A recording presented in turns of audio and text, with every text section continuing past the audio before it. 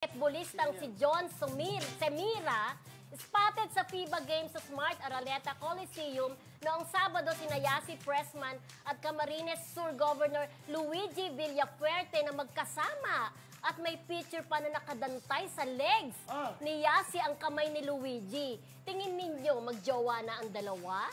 Alam mo ako, Rodel? alam mo, bago yan, parang nahilig na maling sa politician itong si Yassi. Kasi bago yan, kaya ano siya nalik kay Sandro Marcos. Naalala niyo yun?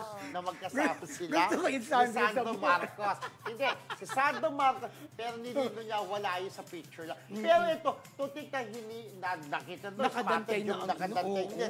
May something. Oh, may something na May yan. something yun. Alam Feeling namin ko. mga babae yun pag nakahawak na yung gano'n. Eh, mali mo iba doon yung yanching lang. Pwede rin. Uy, yung ganun, di naman manananching. Hindi, pero ito, yung iba kasi na yung yanching lang. Pero ito sa tingin ko hindi. Siyempre may respeto yan kay Yassi. Pero kung sa ang tingin ko, eh medyo magjowa na. Okay, kung hindi man nila aminin na magjowa na nga sila, choice nila. mukhang ano talaga, seryoso na ang kanilang ano. Pero sana this time, no, si Yassi talagang, if ever lang na sila na ni Luigi, maging seryoso talaga kasi nagkaroon na rin ng maraming relationship si Yassi na hindi Parang parang walang swerte. Maganda yata ang pumili si Yassi.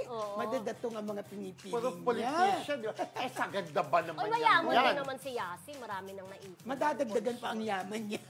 Pero di ba, pero si Luigi, kapatid to ni Mario, di ba? Wala ba kayong Mario at saka si Luigi at saka si Princess? Hindi nyo ba? Super Mario Brothers? Napakaluma mo Si naman. Luigi. Ano ba yan? Hindi nyo alam yung laro na yan. Si Luigi, Oy, kapatid ni hindi. Mario. Si Luigi ay anak ni Janice. Oo, anak ni Aga Si muna. Luigi ay anak ni Bong Revilla, di ba? Hindi, yung pa si Luigi ay Villa, ano siya? Villafuerte. Villafuerte. Sikat yun na, Kilalang Mga politician yun. Oo, politiko. sa Bicol region. In fairness, tsaka gwapo siya, bagay sila ni Yassi. Ang dami nanood dyan sa FIBA na yan ng mga celebrities.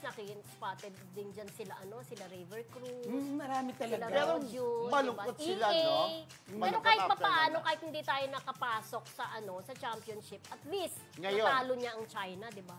May Natalo. nakaisa tayo, di ba? Nakaisa tayo. Pero wala na si Coach, di ba? Wala na. Wala. Kasi ano na siya, kung hindi ako nagkakamali, di ba, parang bumitaw na siya, step Siya aside na mismo. lang siya, di ba? Parang siya mismo yata bumitaw o tinanggal. Hindi ko lang alam Hindi, kung ano. nakabasa ako ng article na parang desisyon niya. Decision Step niya. aside, yun ang Kasi parang- term na kanyang ginamit. Correct. Parang feeling niya na nakaramdam din siya na parang sinisisi siya sa pagkatalo. 2 beses, di ba? Correct. Pero parang nung mawala siya, Nanalo? nanalo, no? Noon. Hindi. Noon, lumang panahon. Ano ba? Kasi, Sorry. hindi Sorry. kami basketball ni Rodel. Oo, At ako kasi sa pageant. Alam niyo po mga ako, kaibigan, 'di ba ako ang babae dito pero ako mahilig yung sa basketball. Sila mahilig sa pageant, ako yung mahilig sa basketball. Hindi rin diba? naman mahilig sa Hindi pageant. masyado. Hindi, Oo. Pero nagugusto ko kasi nung kabataan natin, nakikita mo sa yung iska ng mga judges, di ba? Pero nanonood din naman ako ng pageant. Kaya mas gusto ko. Pero pare-pareho Ikaw? tayong Hinebra, di ba? Hinebra In lahat fairness, doon kami tayo. nagkakasundo. Pero Pero balik tayo ako- kay Yassi, ha? Baka iba ang isipin Kay niya. Yassi. Sinabi ko, magaling siyang pumili, yung may pera. Hindi ko sinasabi na mukhang pera si Yassi. ha? Pero dapat sa ganda Mukha niya namang yan. mabait si Luigi.